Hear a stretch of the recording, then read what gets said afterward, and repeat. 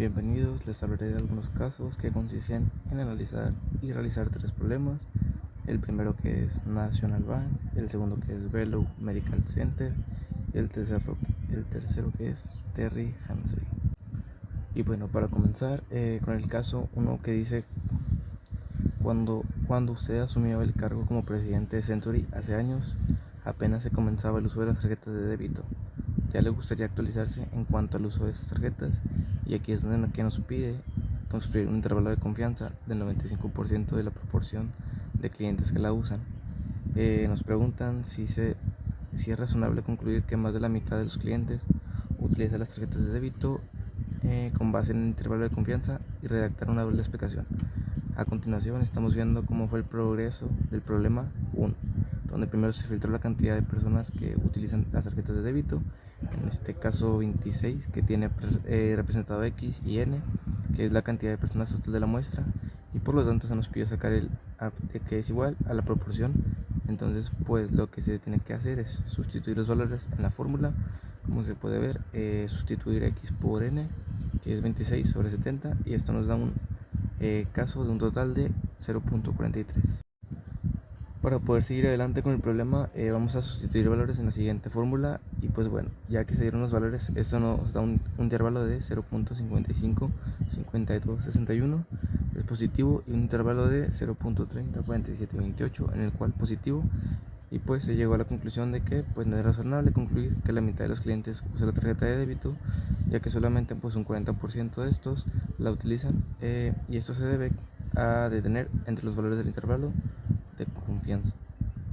Luego pasamos al punto 2 de National Bank, donde se nos dice si hay una evidencia suficiente para concluir que el número medio de transacciones por cliente es mayor a 10 por mes, y si se puede afirmar que la agencia de publicidad que la media es mayor a 9.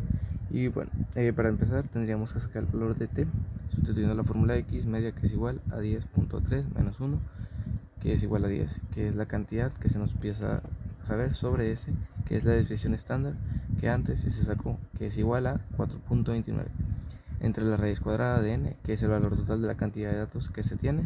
Y pues después de esto procederemos a sustituir los valores, como se puede ver a continuación, lo que es igual a 10.3 menos 10 sobre 4.29 entre la raíz cuadrada de 60.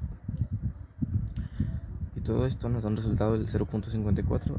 Y pues para poder llevar el valor crítico de t vamos a ir a la tabla que viene al final del libro, y en este caso es 60, pero la fórmula dice que es n-1, entonces el valor tendría que ser 59, y el valor crítico de t 1.671. Por lo tanto se dice que la hipótesis nula no se rechaza, ya que el valor de t es mayor al área de rechazo, que pues es el valor tipo de t, y con esto se puede concluir que el número de medio de clientes es mayor a 10. Pero lo que sí se puede afirmar es que la agencia de publicidad es que la media si es de 9 años. Se nos dice que el banco cuenta con 4 sucursales distintas en diferentes ciudades, las cuales son Cincinnati, Atlanta, y al señor Kelly le gustaría saber si hay alguna diferencia entre los saldos de las ciudades. Y pues hay diferencias en cuáles de las sucursales se presentan, y tenemos que utilizar un nivel de significancia del 0.5. Y pues bueno, lo primero que tenemos que hacer es sacar todos los saldos en las 4 ciudades, como se puede ver aquí, donde está realizada la tabla y acomodadas las 4 ciudades, para después sacar los análisis de varianza de un factor que pues nos va a resumir todo en que el promedio de cada ciudad, por ejemplo, el de Cincinnati es de 12.81.335, el de Atlanta es de 18.79, el de Louisville es de 3.59, y el de Eric, que es 14.23. Y pues esto nos quiere decir, pues principalmente hay una diferencia entre la sucursal de Atlanta, ya que el promedio que se tiene en esta ciudad es más alto o está más despegado de los otros dos, ya que en Louisville y Erie están más o menos dentro del promedio, no se llevan mucho, no se separan, y el que más se despega de ellos es Atlanta, con el 18.79. Y pues también para estos tuvimos que haber sacado el valor de F y el valor crítico de las 4.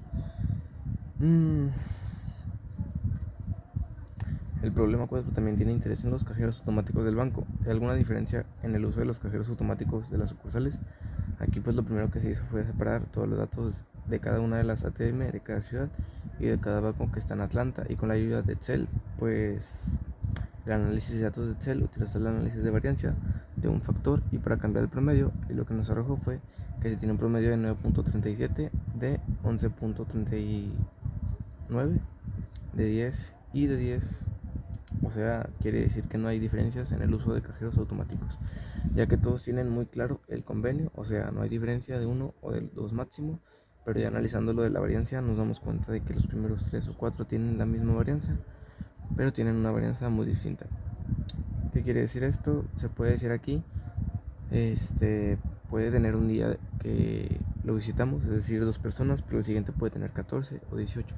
Si en cambio tiene 689, 17 cosas que tienen diferentes, o a veces sí tiene muchas visitas, pero no tanto como alguien que sube mucho. Pues está el problema que dice los clientes que poseen tarjetas de débito tienen cajeros automáticos en forma de banco. Bueno, igual aquí se separó, o primero se fue la que separó en medio de débito, pues en ATM con esta tarjeta y los análisis para después posterior sacar la media de cada uno. La media sabemos el promedio, tenemos que sumar todo esto sobre que son así con el otro, y la desviación estándar es igual aquí que fue el origen de Excel, pero esta sumatoria es de por uno, un poquito menos de este cuadrado sobre todo el 26, y aquí tenemos lo que nos da 4.30 y 4.4. Bueno, después de aquí nos vamos a la fórmula de varianza, que es esta fórmula, pero aquí ya lo cumplí con los datos que nos salió de aquí. Este es el cuadro igual a 26, que es 1 menos 1. Ese es 1 que es el segundo, de 4.34, 4 más n2, que es 34. O sea, todo esto menos 1 por 0.31 al cuadrado, todo sobre n. Uno que ya hemos dicho que son tarjetas, todos los que están aquí, que son 26 más 34 más n2, que son 74. Tenemos menos 2, esto nos da el resultado de 118.14. Para poder usarlo ya en la siguiente fórmula de TF, igual aquí ya la tengo con los datos, dice que es por 1, tenemos que es 10.3 menos que es 10.35 sobre raíz cuadrada de este 2D que ya nos habían dado al anterior, que era 18.14, todo sobre este entre paréntesis 1 entre 26 más 1 entre 34. Aquí ya nos da los datos, aquí yo los puse que nos daba. Ya con los datos están sufridos todo este resultado de menos 2, y lo de ese tope que es menos 0.12 2 sobre 0.28, esto nos da un resultado de menos 0.4225. Y la interpretación que nos requiere decir estos datos es la decisión de no rechazar la hipótesis nula, porque 0.45 se encuentra entre la región que se encuentra entre menos de menos 1.672 y 1.672. Entonces se concluye que la diferencia entre los usos medios por personas que poseen una tarjeta, ya que el control de los datos de National Bank utiliza el saldo de cuentas de cheques como dependientes e independientes, el número de transacciones, servicios, empleados de crédito, y si se interesa en particular en el reporte que relaciona con también el saldo de la cuenta. También la variación de los saldos en emplear todas las variables propuestas. Ese análisis se puede, bueno, aquí estos se utilizaron toda la tabla que nos muestra ya con ayuda de análisis de datos se utilizó el análisis de la tabla de regresión, y esa tablita lo que nos importa son los coeficientes de cada uno de interrupción de servicios de interés para después poder suplir la ecuación general de regresión múltiple. Aquí estamos.